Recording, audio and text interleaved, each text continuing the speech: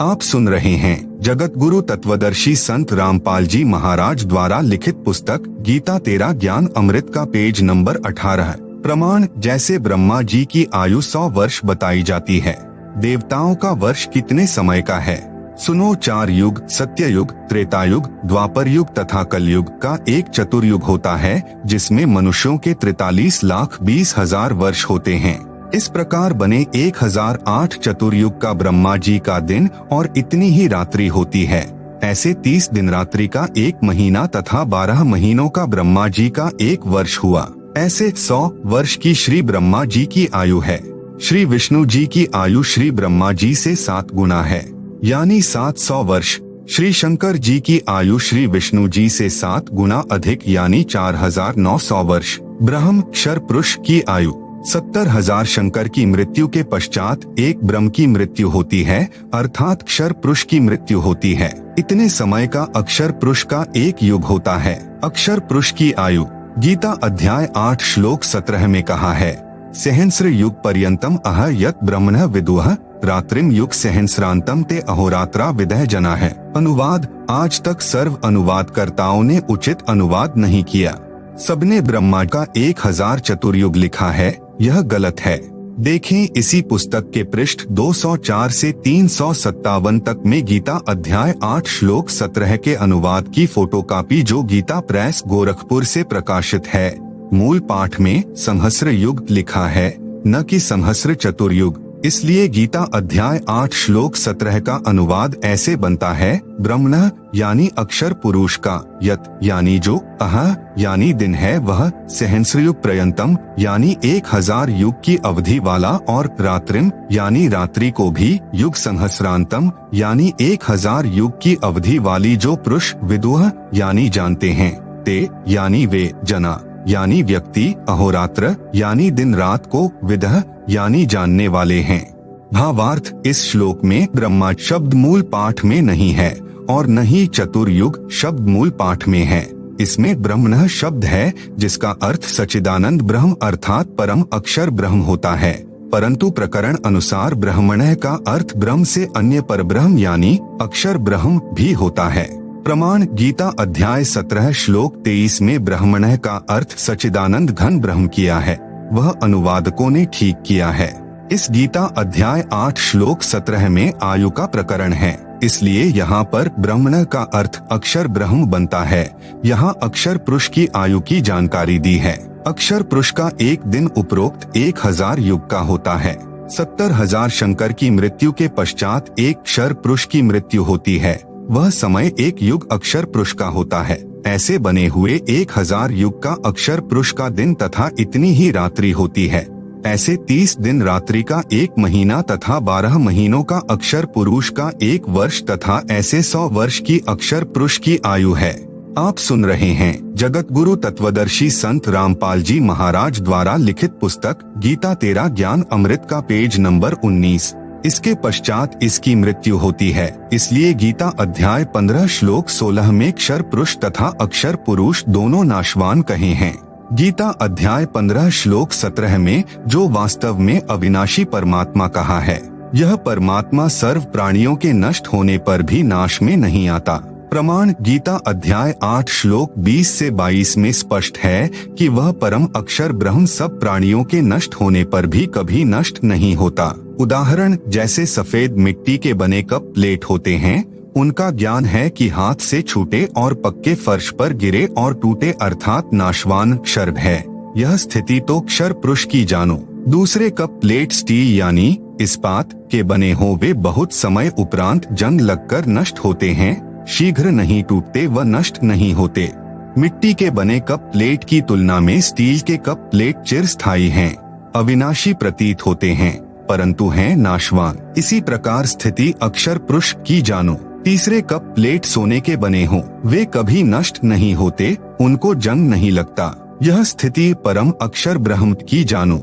यह वास्तव में अविनाशी हैं, इसलिए प्रकरणवश अक्षर का अर्थ नाशवान भी होता है, वास्तव में अक्षर का अर्थ अविनाशी होता है। उदाहरण के लिए गीता अध्याय 8 श्लोक 11 में मूल पाठ यत अक्षरम वेद विदः वदन्ति विशन्ति यत यतयः बीतरागाः यत इच्छन्तः ब्रह्मचर्यम चरन्ति तत्ते पदम संग्रहेण प्रवक्षे। अनुवाद, इस श्लोक में अक्षर का अर्थ अविनाशी परमात्मा के लिए है। वेद विदः यानी तत्वदर्शी संत अर्थात वेद के तात्पर्य को जानने वाले महात्मा, यत यानी जिसे, अक्षरम यानी अविनाशी, वदंती यानी कहते हैं, यतयः यानी साधनारत, बीतरागा यानी आसक्ति रहित साधक, यत यानी जिस लोक में, विशन्ति यानी प्रवेश करते हैं, और यत यानी जिस परमात्मा को, इच्छन्तः यानी चाहने वाले साधक, ब्रह्मचर्यम यानी ब्रह्मचर्य अर्थात शिष्य परंपरा का, चरंती यानी आचरण करते हैं, तत् यानी उस, पदम यानी पद को, ते यानी तेरे लिए मैं, संग्रहेण यानी संक्षेप में, प्रवक्षे यानी कहूँगा। इस श्लोक में अक्षर का अर्थ अविनाशी परमात्मा ठीक है। कबीर जी ने सूक्ष्म वेद में कहा है कि गुरु बिन काहू न पाया ज्ञाना, जो थोथा भुस छिड़े मूढ़ किसाना। गुरु बिन वेद पढ़े जो प्राणी, समझे ना सार रहे अज्ञानी। प्रश्न नंबर 10, आप पूर्ण मोक्ष किसे मानते हैं? उत्तर, गीता अध्याय 15 श्लोक 4 में वर्णन है कि तत्वदर्शी संत की प्राप्ति के पश्चात तत्व ज्ञान रूपी शस्त्र से अज्ञान को काटकर, अर्थात अच्छी तरह ज्ञान समझकर, उसके पश्चात परमेश्वर के उस परमपद की यानी सत्यलोक की खोज करनी चाहिए। आप सुन रहे हैं जगत गुरु तत्वदर्शी संत रामपाल जी महाराज द्वारा लिखित पुस्तक गीता तेरा ज्ञान अमृत का पेज नंबर 20, जहां जाने के पश्चात साधक फिर लौटकर संसार में कभी नहीं आते, अर्थात उनका जन्म कभी नहीं होता। जिस परमात्मा ने सर्व रचना की है, केवल उसी की भक्ति पूजा करो। पूर्ण मोक्ष उसी को कहते हैं जिसकी प्राप्ति के पश्चात पुनः जन्म न हो, जन्म मरण का चक्र सदा के लिए समाप्त हो जाए। प्रश्न नंबर 11, क्या गीता ज्ञान दाता ब्रह्म की भक्ति से पूर्ण मोक्ष संभव है?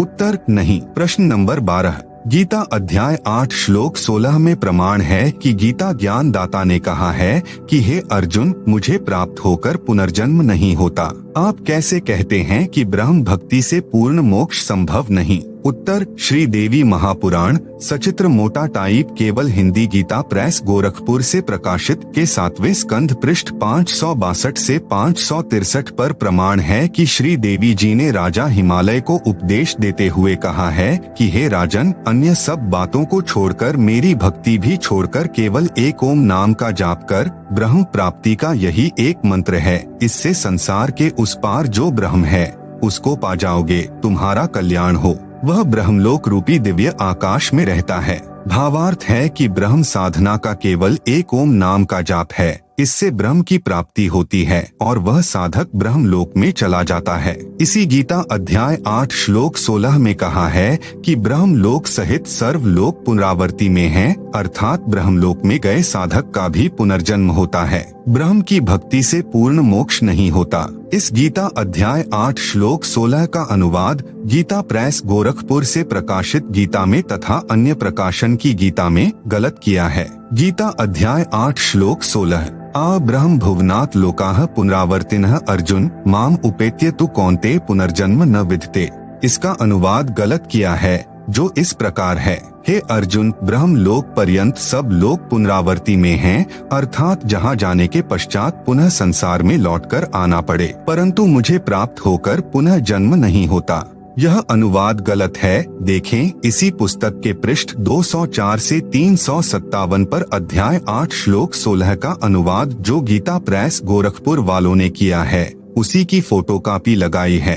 इसका वास्तविक अनुवाद इस प्रकार है, ब्रह्मलोक तक सर्वलोक पुनरावर्ती में है, अर्थात ब्रह्मलोक में भी गए व्यक्तियों का पुनर्जन्म होता है जो यह नहीं जानते हैं। हे अर्जुन, मुझे प्राप्त होकर भी उनका पुनर्जन्म है।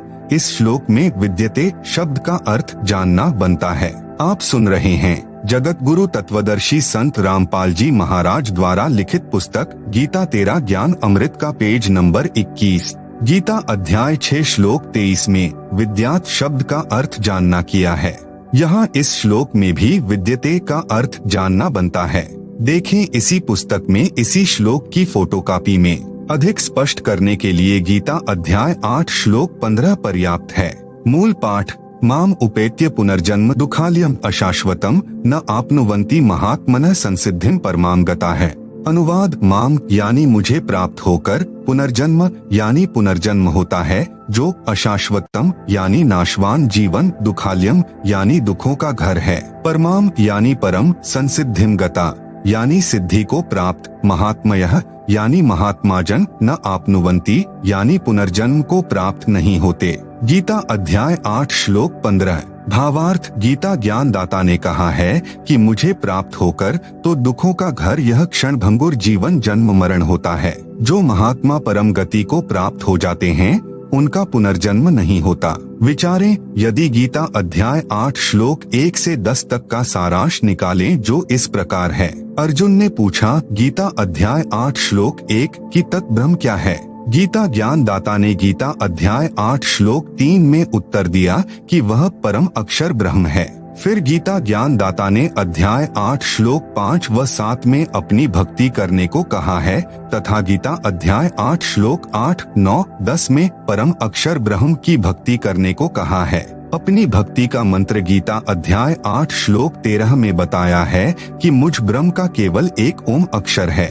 उच्चारण करके स्मरण करता हुआ जो शरीर त्याग कर जाता है वह परम गति को प्राप्त होता है।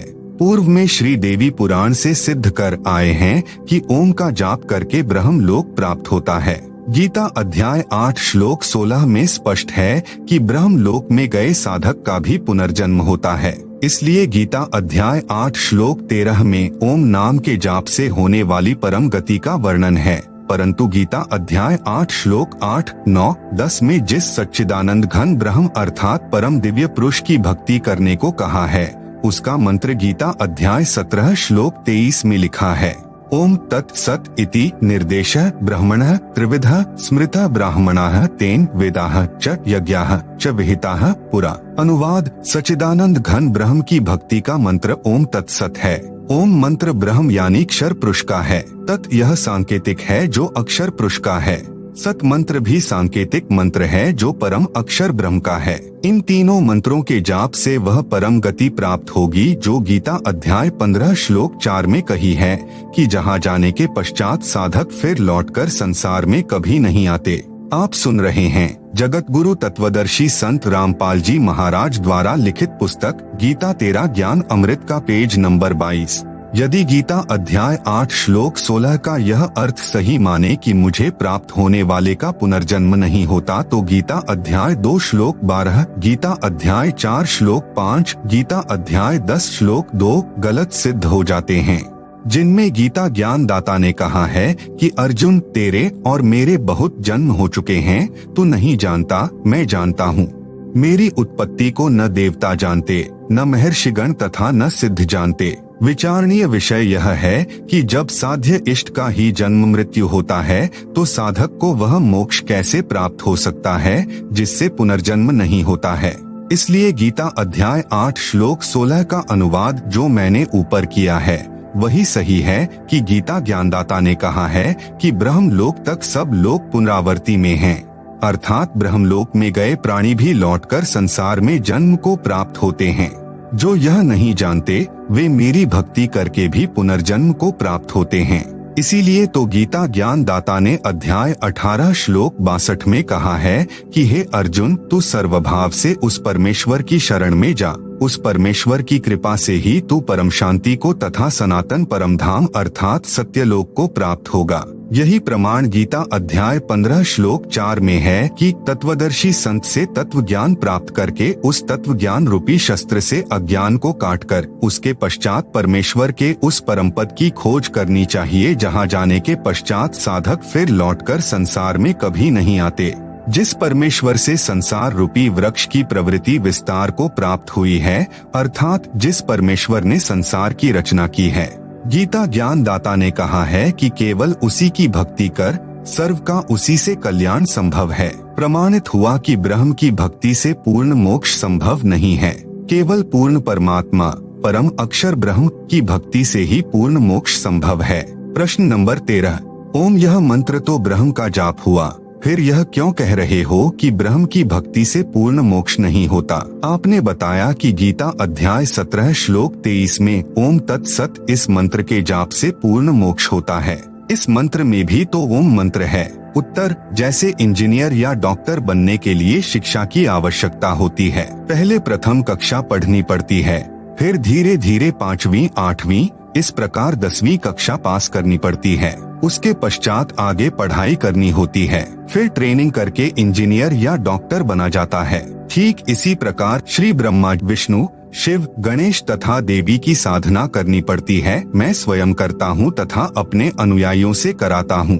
आप सुन रहे हैं जगत गुरु तत्वदर्शी संत रामपाल जी महाराज द्वारा लिखित पुस्तक गीता तेरा ज्ञान अमृत का पेज नंबर 23। यह तो 5वीं कक्षा तक की पढ़ाई अर्थात साधना जाने, दूसरे शब्दों में 5 कमलों को खोलने की साधना है, और ब्रह्म की साधना 10वीं कक्षा तक की पढ़ाई जाने अर्थात ब्रह्मलोक तक की साधना है, जो ओम का जाप करना है, और अक्षर पुरुष की साधना को 14वीं कक्षा की पढ़ाई अर्थात साधना जानो, जो तत् मंत्र का जाप है। तत् मंत्र तो सांकेतिक है, वास्तविक मंत्र तो इससे भिन्न है, जो उपदेशी को ही बताया जाता है। परम अक्षर पुरुष की साधना इंजीनियर या डॉक्टर की पढ़ाई अर्थात साधना जानो, जो सत शब्द से करनी होती है। यह सत मंत्र भी सांकेतिक है, वास्तविक मंत्र भिन्न है, जो उपदेशी को बताया जाता है। इसको सार नाम भी कहते हैं। इसलिए अकेले ब्रह्म के नाम ओम से पूर्ण मोक्ष प्राप्त नहीं हो सकता। ओम नाम का जाप ब्रह्म का है। इसकी साधना से ब्रह्म लोक प्राप्त होता है, जिसके विषय में गीता अध्याय 8 श्लोक 16 में कहा है कि ब्रह्म लोक में गए साधक भी पुनर्जन्म को प्राप्त होते हैं।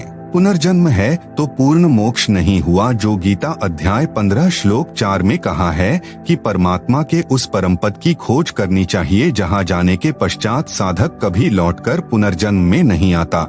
वह पूर्ण मोक्ष पूर्ण गुरु से शास्त्रानुकूल भक्ति प्राप्त करके ही संभव है। विश्व में वर्तमान में मेरे यानी संत रामपाल दास के अतिरिक्त किसी के पास नहीं है। प्रश्न नंबर 14, परमात्मा एक है या अनेक हैं? उत्तर, कुल का मालिक एक है। प्रश्न नंबर 15, वह परमात्मा कौन है जो कुल का मालिक है? कहाँ प्रमाण है? उत्तर, वह परमात्मा परम अक्षर ब्रह्म है जो कुल का मालिक है। प्रमाण श्रीमद् भगवत गीता अध्याय 15 श्लोक 1 से 4 तथा 16 से 17 में है। गीता अध्याय 15 श्लोक 1 से 4 का सारांश व भावार्थ है कि उल्टे लटके हुए वृक्ष के समान संसार को जानो। जैसे वृक्ष की जड़ें तो ऊपर हैं, नीचे तीनों गुण रूपी शाखाएं जानो। गीता अध्याय 15 श्लोक 1 में यह भी स्पष्ट किया है कि तत्वदर्शी संत की क्या पहचान है। तत्वदर्शी संत वह है जो संसार रूपी वृक्ष के सर्वांग यानी सभी भाग भिन्न भिन्न बताए।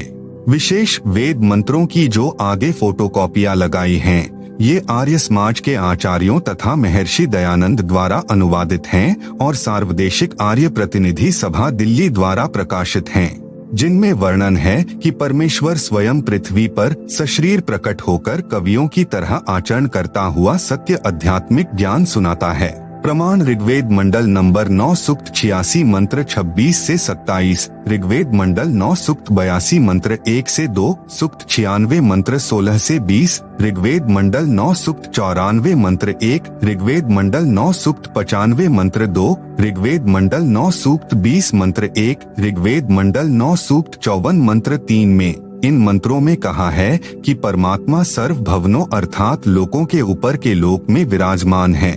आप सुन रहे हैं जगत गुरु तत्वदर्शी संत रामपाल जी महाराज द्वारा लिखित पुस्तक गीता तेरा ज्ञान अमृत का पेज नंबर 24। जब जब पृथ्वी पर अज्ञान की वृद्धि होने से अधर्म बढ़ जाता है, तो परमात्मा स्वयं सशरीर चलकर पृथ्वी पर प्रकट होकर यथार्थ अध्यात्म ज्ञान का प्रचार लोकोक्तियों, शब्दों, चौपाइयों, साखियों, कविताओं के माध्यम से कवियों जैसा आचरण करके घूम फिरकर करता है, जिस कारण से एक प्रसिद्ध कवि की उपाधि भी प्राप्त करता है। कृपया देखें उपरोक्त मंत्रों की फोटोकॉपी इसी पुस्तक के पृष्ठ 104 से 119 पर। परमात्मा ने अपने मुख कमल से ज्ञान बोलकर सुनाया था।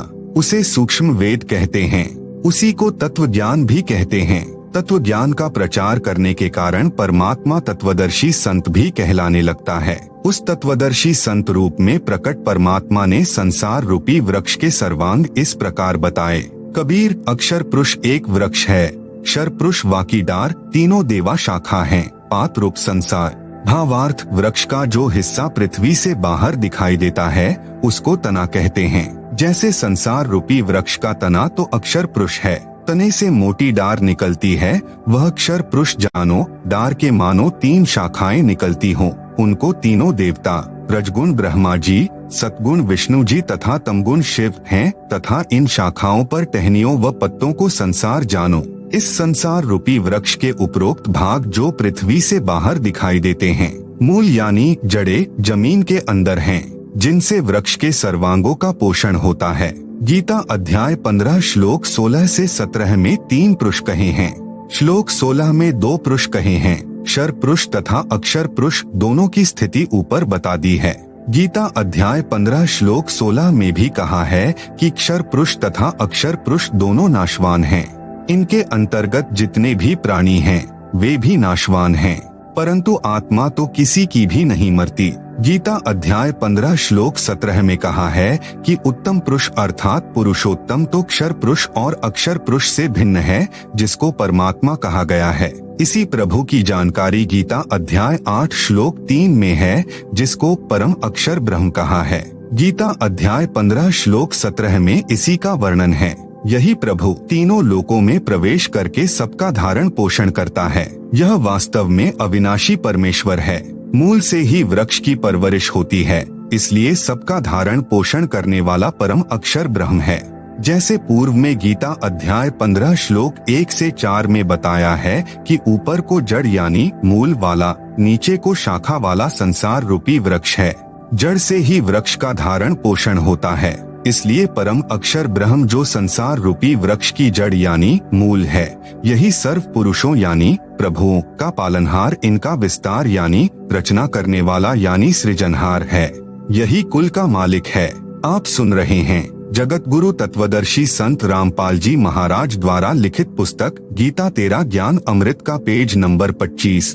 प्रश्न नंबर 16, क्या रजगुण ब्रह्मा, सतगुण विष्णु तथा तमगुण शंकर यानी शिव की पूजा यानी भक्ति करनी चाहिए? उत्तर, नहीं। प्रश्न नंबर 17, कहाँ प्रमाण है कि रजगुण ब्रह्मा, सतगुण विष्णु तथा तमगुण शंकर यानी शिव की पूजा यानी भक्ति नहीं करनी चाहिए? उत्तर, श्रीमद् भगवत गीता अध्याय 7 श्लोक 12 से 15, 20 से 23 तथा गीता अध्याय 9 श्लोक 23 से 24, गीता अध्याय 7 श्लोक 12 से 15 में प्रमाण है कि जो व्यक्ति रजगुण ब्रह्मा, सतगुण विष्णु तथा तमगुण शिव की भक्ति करते हैं, वे राक्षस स्वभाव को धारण किए हुए मनुष्यों में नीच दूषित कर्म करने वाले मूर्ख मुझे भी नहीं भजते। यह प्रमाण गीता अध्याय 7 श्लोक 12 से 15 में है। फिर गीता अध्याय 7 के ही श्लोक 20 से 23 तथा गीता अध्याय 9 श्लोक 23 से 24 में यही कहा है। और क्षर पुरुष, अक्षर पुरुष तथा परम अक्षर पुरुष गीता अध्याय 15 श्लोक 16 से 17 में जिनका वर्णन है को छोड़कर श्री ब्रह्मा, श्री विष्णु तथा श्री शिव जी अन्य देवताओं में गिने जाते हैं। इन दोनों अध्यायों यानी गीता अध्याय 7 तथा अध्याय 9 में ऊपर लिखे श्लोकों में गीता ज्ञान दाता ने कहा है कि जो साधक जिस भी उद्देश्य को लेकर अन्य देवताओं को भजते हैं, वे भगवान समझकर भजते हैं। उन देवताओं को मैंने कुछ शक्ति प्रदान कर रखी है। देवताओं के भजने वालों को मेरे द्वारा किए विधान से कुछ लाभ मिलता है, परंतु उन अल्प बुद्धि वालों का वह फल नाशवान होता है। देवताओं को पूजने वाले देवताओं के लोक में जाते हैं, मेरे पुजारी मुझे प्राप्त होते हैं। गीता अध्याय 16 श्लोक 23 से 24 में कहा है कि शास्त्र विधि को त्याग कर जो साधक मनमाना आचरण करते हैं, अर्थात जिन देवताओं, पितरों, यक्षों, भैरों, भूतों की भक्ति करते हैं और मनकल्पित मंत्रों का जाप करते हैं, उनको न तो कोई सुख होता है, न कोई सिद्धि प्राप्त होती है तथा न उनकी गति अर्थात मोक्ष होता है। इससे तेरे लिए है अर्जुन, कर्तव्य यानी जो भक्ति करनी चाहिए और अकर्तव्य यानी जो भक्ति न करनी चाहिए की व्यवस्था में शास्त्र ही प्रमाण है। गीता अध्याय 17 श्लोक 1 में अर्जुन ने पूछा कि हे कृष्ण, क्योंकि अर्जुन मान रहा था कि श्री कृष्ण ही ज्ञान सुना रहा है, परंतु श्री कृष्ण के शरीर में प्रेत की तरह प्रवेश करके काल यानी ब्रह्म ज्ञान बोल रहा था, जो पहले प्रमाणित किया जा चुका है। जो व्यक्ति शास्त्र विधि को त्याग कर अन्य देवताओं आदि की पूजा करते हैं, वे स्वभाव में कैसे होते हैं? गीता ज्ञान दाता ने उत्तर दिया कि सात्विक व्यक्ति देवताओं का पूजन करते हैं, राजसी व्यक्ति यक्षों व राक्षसों की पूजा तथा तामसी व्यक्ति प्रेत आदि की पूजा करते हैं। ये सब शास्त्र विधि रहित कर्म हैं। फिर गीता अध्याय 17 श्लोक 5 से 6 में कहा है कि जो मनुष्य शास्त्र विधि से रहित केवल मनकल्पित घोर तप को तपते हैं, वे दंभी यानी ढोंगी हैं और शरीर के कमलों में विराजमान शक्तियों को तथा मुझे भी क्रश करने वाले राक्षस स्वभाव के अज्ञानी जान। आप सुन रहे हैं जगत गुरु तत्वदर्शी संत रामपाल जी महाराज द्वारा लिखित पुस्तक गीता तेरा ज्ञान अमृत का पेज नंबर 26। सूक्ष्म वेद में भी परमेश्वर जी ने कहा है कि कबीर, माई मसानी, सेठ, शीतला, भैरव, भूत, हनुमंत परमात्मा से न्यारा रहे, जो इनको पूजंत। राम भजै तो राम मिले, देव भजै सो देव, भूत भजै सो भूत भवै, सुनो सकल सुरभे। स्पष्ट हुआ कि श्री ब्रह्मा जी रजगुण, श्री विष्णु जी सतगुण तथा श्री शिव जी तमगुण की पूजा यानी भक्ति नहीं करनी चाहिए तथा इसके साथ साथ भूतों पितरों की पूजा, श्राद्ध कर्म, 13वीं पिंडोदक क्रिया, सब प्रेत पूजा होती है। भैरव तथा हनुमान जी की पूजा भी नहीं करनी चाहिए। प्रश्न नंबर 18, क्या अक्षर पुरुष यानी ब्रह्म की पूजा यानी भक्ति करनी चाहिए या नहीं? उत्तर, यदि पूर्ण मोक्ष चाहते हो, जो गीता अध्याय 15 श्लोक 4 में बताया है कि तत्व ज्ञान प्राप्ति के पश्चात परमेश्वर के उस परम पद की खोज करनी चाहिए, जहां जाने के पश्चात साधक लौटकर फिर कभी संसार में जन्म नहीं लेता, तो अक्षर पुरुष यानी ब्रह्म, जो संसार रूपी वृक्ष की डार है, की पूजा भक्ति नहीं करनी चाहिए। प्रश्न नंबर 19, पूर्व में जितने ऋषि महर्षि हुए हैं, वे सब ब्रह्म की पूजा करते और कराते थे। ओम नाम को सबसे बड़ा तथा उत्तम मंत्र जाप करने का बताते थे। क्या वे अज्ञानी थे? यदि ब्रह्म की भक्ति उत्तम नहीं है, तो गीता में कोई प्रमाण बताएं। उत्तर, पूर्व में बताया गया है कि यथार्थ अध्यात्म ज्ञान स्वयं परमेश्वर यानी परम अक्षर ब्रह्म धरती पर सशरीर प्रकट होकर ठीक ठीक बताता है। देखें प्रमाण वेद मंत्रों में इसी पुस्तक के पृष्ठ 104 पर परमेश्वर द्वारा बताए ज्ञान को सूक्ष्म वेद यानी तत्व ज्ञान कहा गया है। तत्व ज्ञान में परमात्मा ने बताया है कि गुरु बिन काहू न पाया ज्ञाना, जो थोथा भुस छड़े मूढ़ किसाना। गुरु बिन वेद पढ़े जो प्राणी, समझे ना सार रहे अज्ञानी। जिन ऋषियों व महर्षियों को सतगुरु नहीं मिला, उनकी यह दशा थी कि वेद पढ़ते थे परंतु वेदों का सार नहीं समझ सके। उदाहरण के लिए श्री देवी पुराण सचित्र मोटा टाइप गीता प्रेस गोरखपुर से प्रकाशित के पृष्ठ 414 पर चौथे स्कंद में लिखा है कि सत्ययुग के ब्राह्मण यानी महर्षि वेद के पूर्ण विद्वान होते थे और श्री देवी यानी दुर्गा की पूजा करते थे। विचार करें, श्रीमद् भगवत गीता चारों वेदों का सारांश है। आप जी गीता जी को तो जानते ही हो, पढ़ते भी होंगे। क्या गीता में कहीं लिखा है कि श्री देवी की पूजा करो? आप सुन रहे हैं जगत गुरु तत्वदर्शी संत रामपाल जी महाराज द्वारा लिखित पुस्तक गीता तेरा ज्ञान अमृत का पेज नंबर 27। इसी प्रकार चारों वेदों में कहीं नहीं लिखा है कि दुर्गा यानी श्री देवी की पूजा करो। तो क्या समझा वेदों को उन महर्षियों ने? क्या खाक विद्वान थे सत्ययुग के महर्षि? उन्हीं महर्षियों का मनमाना विधान है कि ओम नाम सबसे बड़ा अर्थात उत्तम है, जो कहते थे कि ब्रह्म पूजा यानी भक्ति सर्वश्रेष्ठ है। प्रिय पाठ को जो ब्रह्म की पूजा इष्ट देव मानकर करते थे, वे अज्ञानी थे। उनकी ब्रह्म साधना अनुत्तम गति देने वाली है। गीता में प्रमाण श्रीमद् भगवत गीता अध्याय 7 श्लोक 12 से 15 में तो बताया है कि जो तीनों गुणों रजगुण ब्रह्मा, सतगुण विष्णु तथा तमगुण शंकर की पूजा करने वाले राक्षस स्वभाव को धारण किए हुए मनुष्यों में नीच दूषित कर्म करने वाले मूर्ख मुझे भी नहीं भजते। यह गीता ज्ञान दाता ने कहा है। फिर गीता अध्याय 7 के ही श्लोक 16 से 18 तक में गीता ज्ञान दाता यानी ब्रह्म ने कहा है कि मेरी भक्ति 4 प्रकार से करते हैं, अर्थार्थी, आर्त, जिज्ञासु तथा ज्ञानी। फिर कहा कि ज्ञानी मुझे अच्छा लगता है, ज्ञानी को मैं अच्छा लगता हूँ। गीता अध्याय 7 श्लोक 18। इस श्लोक में गीता ज्ञान दाता ने कहा है कि ये ज्ञानी आत्मा है तो उदार यानी अच्छी, परंतु ये सब मेरी अनुत्तम गति अर्थात घटिया गति में आश्रित हैं।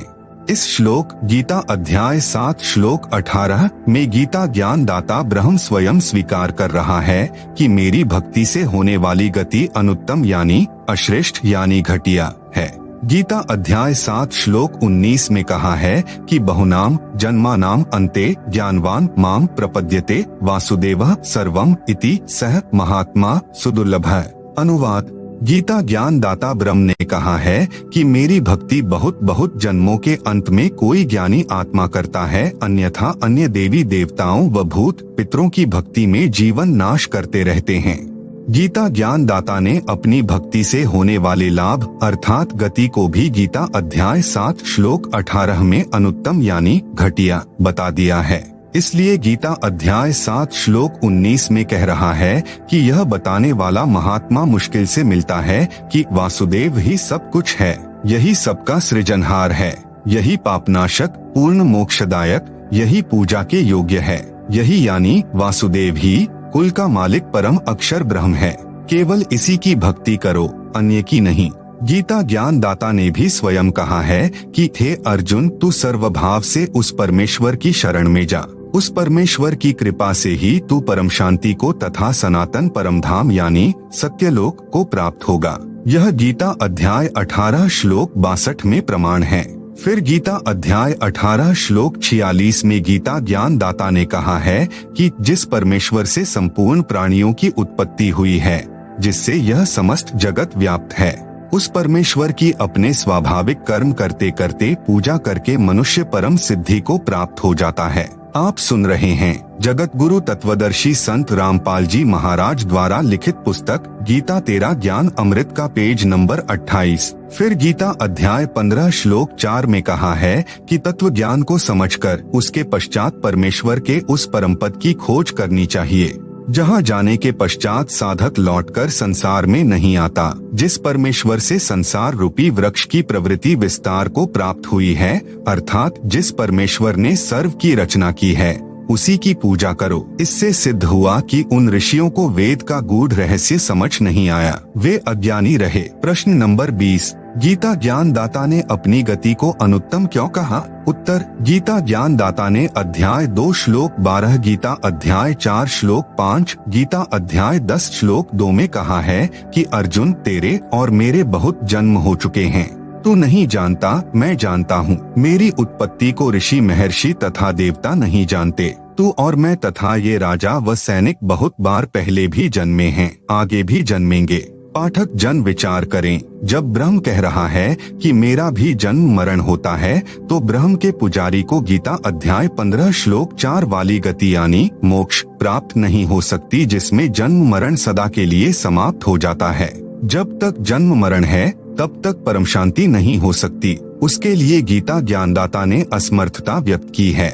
गीता अध्याय 18 श्लोक 62 में कहा है कि परम शांति के लिए उस परमेश्वर यानी परम अक्षर ब्रह्म की शरण में जा, उसी की कृपा से ही तू परम शांति को तथा सनातन परम धाम को प्राप्त होगा। गीता अध्याय 8 श्लोक 5 व 7 में गीता ज्ञान दाता ने कहा है कि मेरी भक्ति करेगा तो युद्ध भी करना पड़ेगा। जहाँ युद्ध है वहाँ शांति नहीं होती, परम शांति का घर दूर है। इसलिए गीता ज्ञान दाता ने अपनी गति को यानी ओम नाम के जाप से होने वाला लाभ अनुत्तम यानी घटिया बताया है। प्रश्न नंबर 21, आपने प्रश्न नंबर 13 के उत्तर में कहा है कि पूर्ण मोक्ष की प्राप्ति के लिए ब्रह्मा विष्णु शिव गणेश तथा देवी और अक्षर ब्रह्म व अक्षर ब्रह्म की साधना करनी पड़ती है। दूसरी ओर कह रहे हो कि ब्रह्मा विष्णु शिव अन्य देवता हैं, अक्षर ब्रह्म भी पूजा यानी भक्ति योग्य नहीं है, केवल परम अक्षर ब्रह्म की ही पूजा यानी भक्ति करनी चाहिए। उत्तर: मैं नहीं कह रहा, आपके सद्ग्रंथ कह रहे हैं। पहले तो यह स्पष्ट करते हैं कि पूजा तथा साधना में क्या अंतर है। प्राप्य वस्तु की चाह पूजा कही जाती है तथा उसको प्राप्त करने के प्रयत्न को साधना कहते हैं। उदाहरण, जैसे हमें जल प्राप्त करना है, यह हमारा प्राप्य है। हमें जल की चाह है, जल की प्राप्ति के लिए हैंडपंप लगाना पड़ेगा। हैंडपंप लगाने के लिए जो जो उपकरण प्रयोग किए जाएंगे, बोकी लगाई जाएगी, यह प्रयत्न है। आप सुन रहे हैं जगत गुरु तत्वदर्शी संत रामपाल जी महाराज द्वारा लिखित पुस्तक गीता तेरा ज्ञान अमृत का पेज नंबर 29। इसी प्रकार परमेश्वर का वह परम पद प्राप्त करना हमारी चाह है, जहाँ जाने के पश्चात साधक लौटकर संसार में नहीं आता। हमारा प्राप्य परमेश्वर तथा उनका सनातन परम धाम है। उसको प्राप्त करने के लिए किया गया नाम जाप हवन यज्ञ आदि आदि साधना है। उस साधना से पूज्य वस्तु परमात्मा प्राप्त होगा। जैसे प्रश्न 13 के उत्तर में स्पष्ट किया है, वही सटीक उदाहरण है। उस पूर्ण मोक्ष के लिए 3 बार में दीक्षा क्रम पूरा करना होता है। नंबर 1, प्रथम नाम दीक्षा में ब्रह्मा विष्णु शिव गणेश देवी के मंत्रों की साधना दी जाती है। नंबर 2, दूसरी बार में अक्षर ब्रह्म तथा अक्षर ब्रह्म के 2 अक्षर मंत्र जाप दिए जाते हैं, जिसको संतों ने सत नाम कहा है।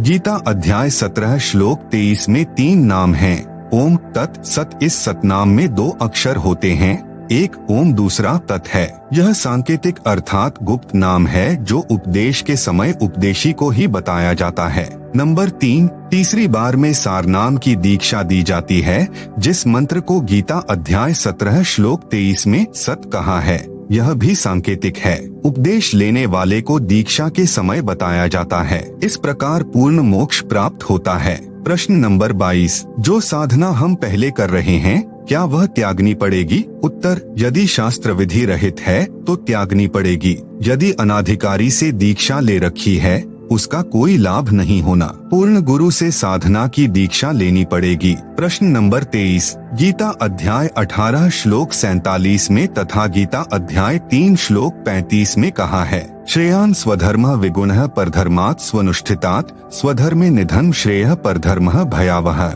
गीता अध्याय 3 श्लोक 35। अच्छी प्रकार आचरण में लाए हुए दूसरे के धर्म से गुणरहित भी अपना धर्म अति उत्तम है।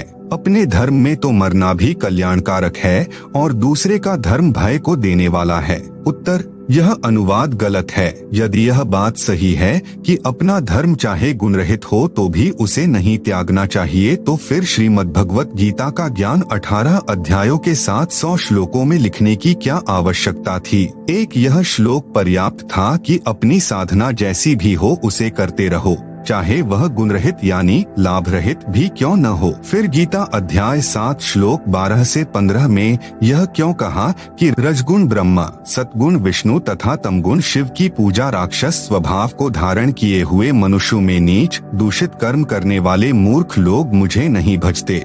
आप सुन रहे हैं जगत गुरु तत्वदर्शी संत रामपाल जी महाराज द्वारा लिखित पुस्तक गीता तेरा ज्ञान अमृत का पेज नंबर 30। गीता ज्ञान दाता ने उन साधकों से उनका धर्म अर्थात धार्मिक साधना त्यागने को कहा है तथा गीता अध्याय 7 के ही श्लोक 20 से 23 में कहा है कि जो मेरी पूजा न करके अन्य देवताओं की पूजा करते हैं, वे अज्ञानी हैं। उनकी साधना से शीघ्र समाप्त होने वाला सुख यानी स्वर्ग समय प्राप्त होता है। फिर अपनी धार्मिक पूजा अर्थात धर्म भी त्यागने को कहा है।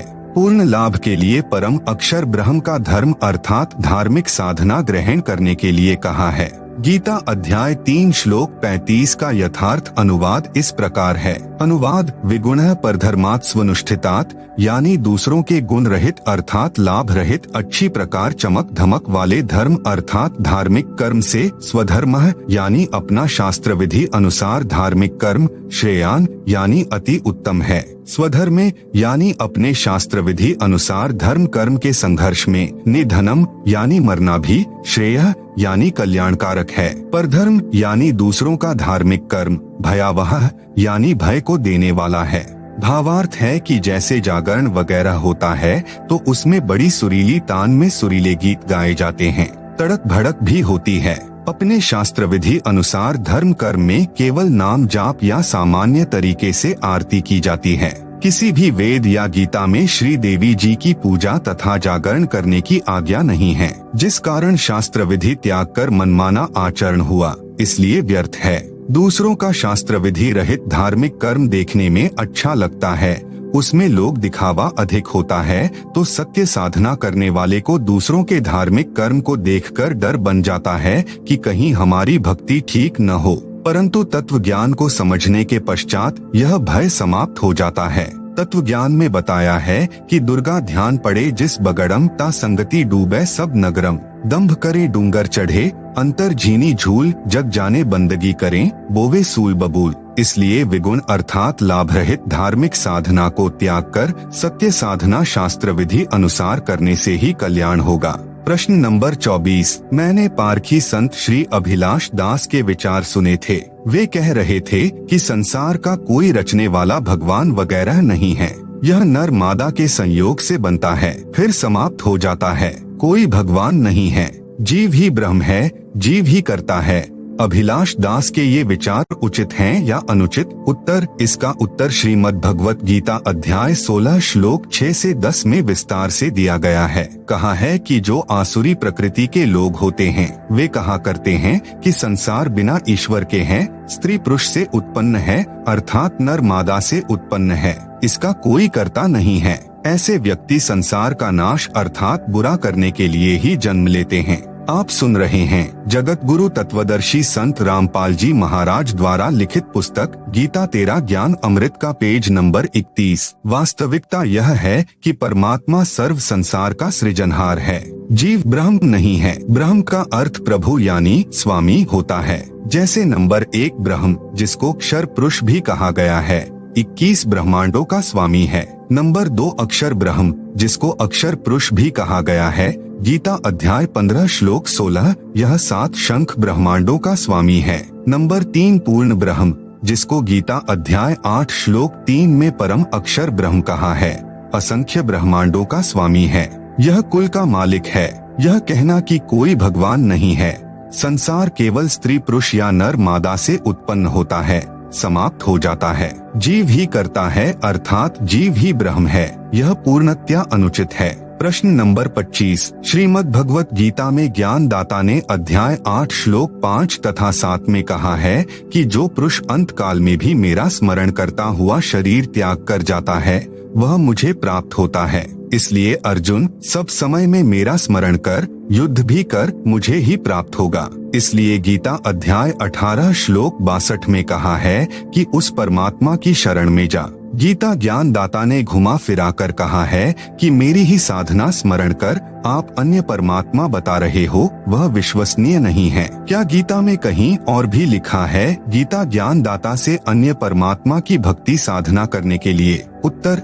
गीता अध्याय 7 श्लोक 29 में गीता ज्ञान दाता ने बताया है कि जो साधक केवल जरा यानी वृद्ध अवस्था तथा मरण यानी मृत्यु से छूटने के लिए प्रयत्नशील हैं, वे तत्ब्रह्म से परिचित हैं। अर्जुन ने गीता अध्याय 8 श्लोक 1 में पूछा कि तत्ब्रह्म क्या है? गीता ज्ञान दाता ने अध्याय 8 श्लोक 3 में बताया कि वह परम अक्षर ब्रह्म है। गीता अध्याय 8 श्लोक 5 व 7 में तो गीता ज्ञान दाता ने अपनी साधना यानी स्मरण करने को कहा है। गीता ज्ञान दाता ने गीता अध्याय 2 श्लोक 12 तथा अध्याय 4 श्लोक 5 व अध्याय 10 श्लोक 2 में अपना जन्म मरण भी कहा है कि मेरी भक्ति से परम शांति नहीं हो सकती, युद्ध भी करना पड़ेगा। गीता ज्ञान दाता का यह भी कहना है कि जन्म मरण में सदा रहेगा। तुरंत ही गीता अध्याय 8 श्लोक 8, 9 तथा 10 इन 3 श्लोकों में गीता ज्ञान दाता ने अपने से अन्य परम अक्षर ब्रह्म की भक्ति करने को कहा है कि हे पार्थ, परमेश्वर की साधना के अभ्यास योग से युक्त अन्य किसी देव या प्रभु में अपनी आस्था न रखकर एक परमेश्वर का अनन्य चित्त से स्मरण करता हुआ मनुष्य परमम दिव्यम पुरुषम याति, उस परम अलौकिक परमेश्वर अर्थात परम अक्षर ब्रह्म को ही प्राप्त होता है। गीता अध्याय 8 श्लोक 8, जो साधक परम अक्षर ब्रह्म अनादि सबका संचालक कंट्रोलर सूक्ष्म से सूक्ष्म सबके धारण पोषण करने वाले अचिंत स्वरूप सूर्य के समान प्रकाशमान अविद्या से अति परे शुद्ध चिदानंद परमेश्वर का स्मरण करता है। गीता अध्याय 8 श्लोक 9। आप सुन रहे हैं जगत गुरु तत्वदर्शी संत रामपाल जी महाराज द्वारा लिखित पुस्तक गीता तेरा ज्ञान अमृत का पेज नंबर 32। वह भक्ति साधना युक्त साधक अंतकाल में भी भक्ति की शक्ति से भ्रेकुटी के मध्य में प्राणों अर्थात श्वासों को अच्छी प्रकार स्थापित करके फिर निश्चल मन से स्मरण करता हुआ उस दिव्य परम पुरुषम यानी अलौकिक परम पुरुष अर्थात परम अक्षर ब्रह्म जो गीता ज्ञान दाता से अन्य है को ही प्राप्त होता है। यह प्रमाण गीता के इसी अध्याय 8 श्लोक 11 से 22 में भी है। गीता अध्याय 8 श्लोक 11 में कहा है कि तत्वदर्शी अर्थात वेद को ठीक से जानने वाले, जिसे अविनाशी कहते हैं, उस परम पद को तेरे लिए कहता हूँ। गीता अध्याय 8 श्लोक 12 में वर्णन है कि उसको प्राप्त करने की साधना श्वासों से नाम स्मरण करने से होती है। गीता अध्याय 8 श्लोक 13 में गीता ज्ञान दाता ने कहा है कि मुझ ब्रह्म का केवल एक ओम अक्षर है, इसका स्मरण मरते दम तक करना है। वह इस मंत्र से होने वाली परम गति अर्थात ब्रह्मलोक को प्राप्त होता है। गीता अध्याय 8 श्लोक 16 में कहा है कि ब्रह्मलोक में गए साधक भी पुनः लौटकर संसार में जन्म लेते हैं, फिर मरते हैं। यह पूर्ण मोक्ष नहीं है। गीता अध्याय 8 श्लोक 14 में कहा है कि जो मेरी साधना स्मरण करता है उसके लिए मैं सुलभ हूँ। गीता अध्याय 8 श्लोक 15 में गीता ज्ञान दाता ने कहा है कि मुझे प्राप्त होकर तो सदा पुनर्जन्म होता है, जो दुखों का घर क्षण भंगुर जीवन है, और जो साधक परम अक्षर ब्रह्म की साधना भक्ति करते हैं वे परम सिद्धि को प्राप्त होकर अमर हो जाते हैं, वे पुनः जन्म मरण को प्राप्त नहीं होते। गीता अध्याय 8 श्लोक 16 में गीता ज्ञान दाता ने कहा है कि ब्रह्मलोक तक सब लोग पुनरावर्ती में हैं, अर्थात ब्रह्मलोक तक सब लोकों में गए साधक सदा जन्म मृत्यु के चक्र में रहते हैं। हे अर्जुन, जो यह नहीं जानते वे मुझे प्राप्त होकर भी जन्म मृत्यु के चक्र में सदा रहते हैं, क्योंकि गीता ज्ञान दाता ने गीता अध्याय 2 श्लोक 12, अध्याय 4 श्लोक 5, अध्याय 10 श्लोक 2 में स्वयं कहा है कि हे अर्जुन, तेरे और मेरे बहुत जन्म हो चुके हैं, आगे भी होते रहेंगे, तू नहीं जानता, मैं जानता हूँ। मेरी उत्पत्ति यानी जन्म को न देवता जानते हैं, न महर्षिजन और न सिद्ध जानते हैं, परंतु परम अक्षर ब्रह्म की भक्ति करके परम सिद्धि यानी परम गति को प्राप्त महात्मा जन पुनर्जन्म को प्राप्त नहीं होते। गीता अध्याय 8 श्लोक 17 में अक्षर पुरुष यानी पर ब्रह्म के दिन रात का वर्णन है। बताया है कि ब्रह्मणः यानी पर ब्रह्म का एक दिन 1000 युग का होता है, इतनी ही रात्रि होती है। पर ब्रह्म अर्थात अक्षर पुरुष का वर्णन गीता अध्याय 15 श्लोक 16 में है। उसी का प्रकरण गीता अध्याय 8 श्लोक 17, 18, 19 में है। आप सुन रहे हैं जगत गुरु तत्वदर्शी संत रामपाल जी महाराज द्वारा लिखित पुस्तक गीता तेरा ज्ञान अमृत का पेज नंबर 33। नोट: अधिक जानकारी के लिए कृपया पढ़े प्रश्न नंबर 9 में गीता अध्याय 8 श्लोक 17 से 19 में अक्षर पुरुष की जानकारी है। इसे भी अव्यक्त कहा गया है। इसका दिन समाप्त होने के पश्चात सर्व प्राणी जो अक्षर पुरुष के 21 ब्रह्मांडों में हैं, प्रलय यानी नाश को प्राप्त हो जाते हैं। रात्रि पूरी होने के पश्चात पुनः दिन में संसार में जीव उत्पन्न होते हैं। गीता अध्याय 8 श्लोक 20 में कहा है कि यह अक्षर पुरुष भी अव्यक्त कहा जाता है, परंतु इस अव्यक्त से दूसरा जो विलक्षण सनातन अव्यक्त भाव है वह परम दिव्य पुरुष अर्थात परम अक्षर ब्रह्म तो सब प्राणियों के अक्षर पुरुष तथा इनके अंतर्गत जितने भी जीव हैं, इन सब के नष्ट होने पर भी नष्ट नहीं होता, अर्थात वास्तव में अविनाशी है। गीता अध्याय 8 श्लोक 21 में कहा है कि जो अव्यक्त अक्षर यानी अविनाशी इस नाम से कहा गया है, उस परम पुरुष की प्राप्ति को परम गति कहते हैं। जिस सनातन अव्यक्त परम पुरुष को प्राप्त होकर वापस जन्म मरण में नहीं आते, वह मेरे धाम से श्रेष्ठ धाम है।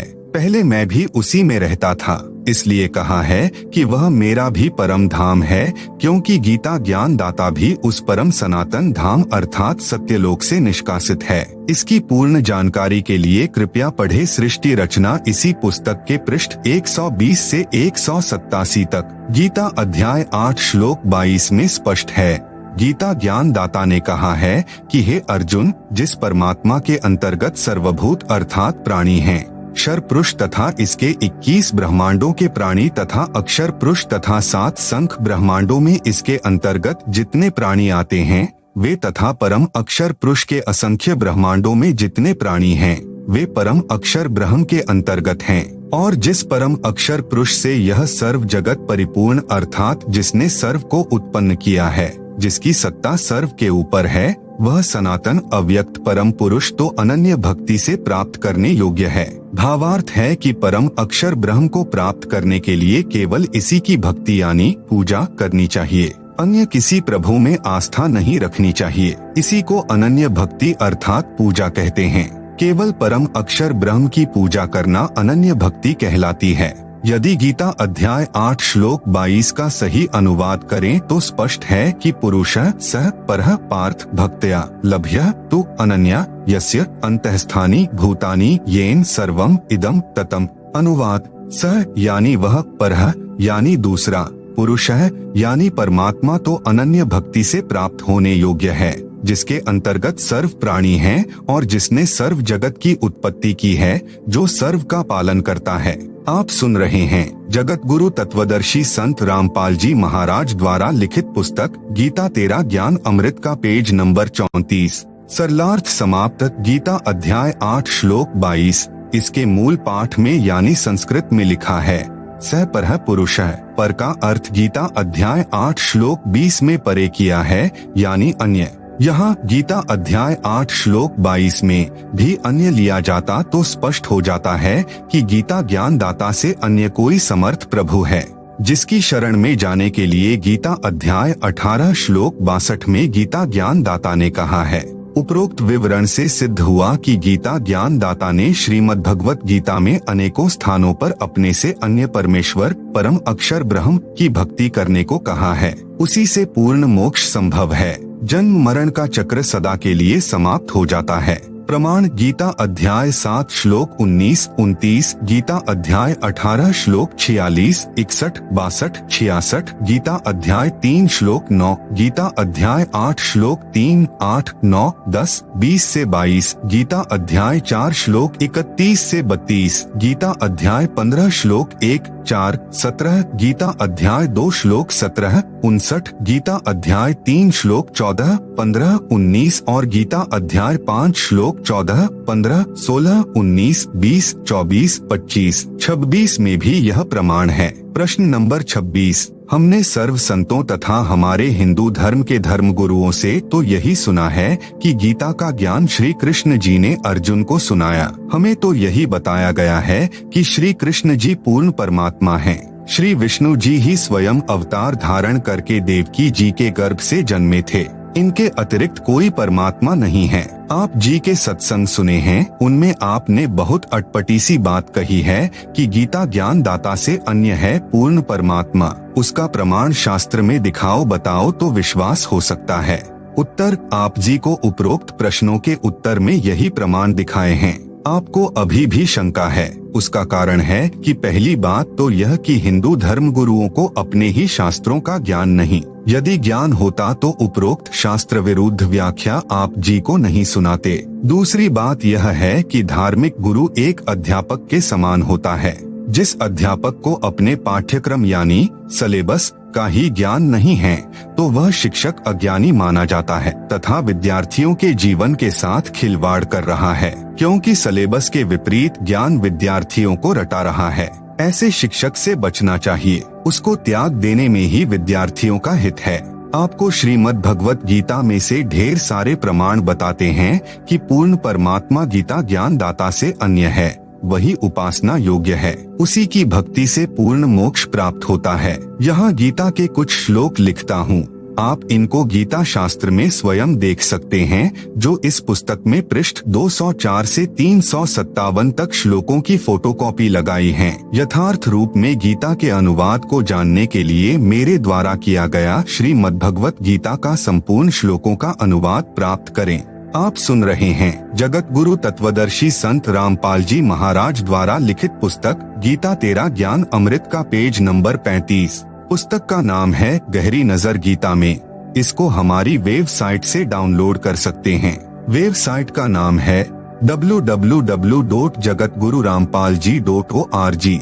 गीता अध्याय 18 श्लोक 46, 61, 62, 66, अध्याय 7 श्लोक 19, 29, अध्याय 8 श्लोक 3, 8, 9, 10, 20, 21, 22, अध्याय 4 श्लोक 31 से 32, अध्याय 15 श्लोक 1, 4, 16, 17, अध्याय 2 श्लोक 17, 59, अध्याय 3 श्लोक 14, 15, 19, अध्याय 5 श्लोक 14, 15, 16, 19, 20, 24, 25, 26, अध्याय 6 श्लोक 7, अध्याय 11 श्लोक 55, अध्याय 12 श्लोक 1 से 5 उपरोक्त गीता श्लोकों में प्रमाण है कि गीता ज्ञान दाता से अन्य कोई पूर्ण परमात्मा है, उसके विषय में तथा उसकी प्राप्ति के लिए भक्ति की साधना से गीता ज्ञान दाता भी अनभिज्ञ यानी अपरिचित है। प्रमाण गीता अध्याय 4 श्लोक 32 तथा 34 में है। गीता ज्ञान दाता ने कहा है कि अध्याय 4 श्लोक 32 यज्ञों अर्थात धार्मिक अनुष्ठानों का विस्तृत ज्ञान ब्रह्मणः मुखे यानी सच्चिदानंद घन ब्रह्म के मुख कमल से उच्चरित वाणी में है, जो परमात्मा स्वयं पृथ्वी पर प्रकट होकर अपने मुख से बोलता है, उसे तत्व ज्ञान कहते हैं। उसी को सूक्ष्म वेद भी कहते हैं। उस ज्ञान को बाद में तत्वदर्शी संत ही जानते हैं। उस ज्ञान में पूर्ण परमात्मा की प्राप्ति तथा स्थिति का संपूर्ण ज्ञान होता है। नोट: गीता अनुवादकों ने गीता अध्याय 4 श्लोक 32 के अनुवाद में कुछ त्रुटि की है, जैसे ब्रह्मणः शब्द का अर्थ वेद किया है, जो अनुचित है। ब्रह्मणः शब्द का यथार्थ अर्थ गीता अध्याय 17 श्लोक 23 में किया है। ब्रह्मणः यानी सच्चिदानंद घन ब्रह्म अर्थात पूर्ण परमात्मा। पाठकों से विशेष निवेदन: आप जी गीता प्रेस गोरखपुर से प्रकाशित गीता में प्रमाण मिलाएं, विशेषकर पदच्छेद अन्वय साधारण भाषा टीका सहित अनुवादक श्री जयदयाल गोयंद का तथा श्री रामसुख दास जी द्वारा अनुवादित गीता में देखें। पुस्तक गीता तेरा ज्ञान अमृत में जितने श्लोक प्रमाण में लिए हैं, उन सब की फोटोकॉपी इसी पुस्तक के पृष्ठ 204 से 357 तक लगाई हैं, जो हिंदू संत विद्वान श्री जयदयाल गोयंद का द्वारा अनुवादित हैं तथा गीता प्रेस गोरखपुर से प्रकाशित हैं। गीता अध्याय 4 श्लोक 34 में गीता ज्ञान दाता ने कहा है कि जिस ज्ञान को परमात्मा स्वयं अपने मुख कमल से बोलता है वह तत्व ज्ञान है। उसमें विस्तृत जानकारी यज्ञों अर्थात धार्मिक अनुष्ठानों की कही है। उस ज्ञान को तू तत्वदर्शी संतों के पास जाकर समझ। उनको दंडवत प्रणाम करने से तथा विनम्रता पूर्वक प्रश्न करने से वे तत्व ज्ञान को जानने वाले महात्मा आपको तत्व ज्ञान बताएंगे। इससे सिद्ध हुआ कि गीता ज्ञान दाता को तत्व ज्ञान की जानकारी नहीं है। तत्व ज्ञान श्रीमद्भगवत गीता में नहीं है। यदि तत्व ज्ञान गीता ज्ञान दाता को होता तो एक अध्याय और बोल देते। आप सुन रहे हैं जगत गुरु तत्वदर्शी संत रामपाल जी महाराज द्वारा लिखित पुस्तक गीता तेरा ज्ञान अमृत का पेज नंबर 36। ऊपर लिखे श्रीमद्भगवत गीता जी के श्लोकों में स्पष्ट है कि गीता ज्ञान दाता से अन्य कोई समर्थ अविनाशी पूर्ण मोक्षदाता वास्तव में परमात्मा सबका धारण पोषण करने वाला है, जिसकी शरण में जाने से सनातन परमधाम यानी शाश्वतम स्थानम प्राप्त होता है तथा परम शांति प्राप्त होती है। उस परम पद में जाने के पश्चात साधक कभी लौटकर संसार में नहीं आते, अर्थात जन्म मृत्यु सदा के लिए समाप्त हो जाती है। अब उपरोक्त गीता के श्लोकों में से कुछ एक का अनुवाद करके स्पष्ट करता हूँ। गीता अध्याय 18 श्लोक 62 में कहा है कि हे भारत, तू सर्वभाव से उस परमेश्वर की शरण में जा, उसकी कृपा से ही तू परम शांति को तथा सनातन परम धाम को प्राप्त हो जाएगा।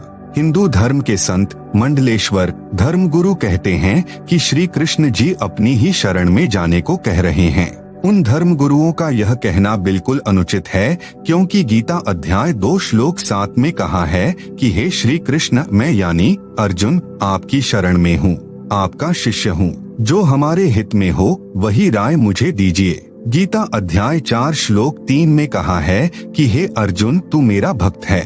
इस गीता के उल्लेख से स्पष्ट हुआ कि अर्जुन तो पहले से ही श्री कृष्ण जी की शरण में था। इसलिए गीता अध्याय 18 श्लोक 62 का भावार्थ है कि गीता ज्ञान देने वाला अपने से अन्य परमेश्वर की शरण में जाने को कह रहा है। यह भी सिद्ध हुआ कि गीता ज्ञान दाता से कोई अन्य परमेश्वर है। अन्य प्रमाण गीता अध्याय 8 श्लोक 1 के प्रश्न का उत्तर गीता ज्ञान दाता ने श्लोक नंबर 3 में दिया है कि वह परम अक्षर ब्रह्म है। फिर अध्याय 8 के ही श्लोक 5 तथा श्लोक 7 में तो अपनी भक्ति करने को कहा है। फिर श्लोक 8, 9, 10 में परम अक्षर ब्रह्म की भक्ति करने की राय दी है। गीता अध्याय 4 श्लोक 5 में, अध्याय 2 श्लोक 12 में, अध्याय 10 श्लोक 2 में गीता ज्ञान दाता ने अपनी स्थिति स्पष्ट की है कि यदि मेरी भक्ति करेगा तो जन्म मृत्यु तेरे भी सदा बने रहेंगे और मेरे भी।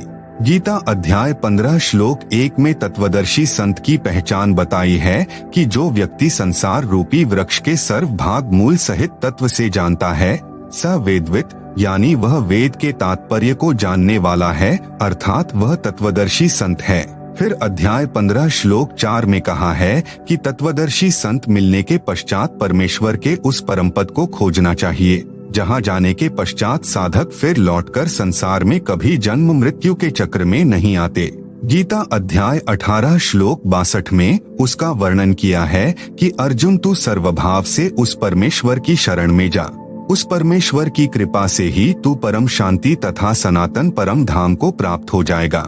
यह परम शांति है क्योंकि साधक को पुनः जन्म नहीं लेना पड़ता, सदा के लिए अमर लोक यानी सनातन परम धाम में निवास करेंगे।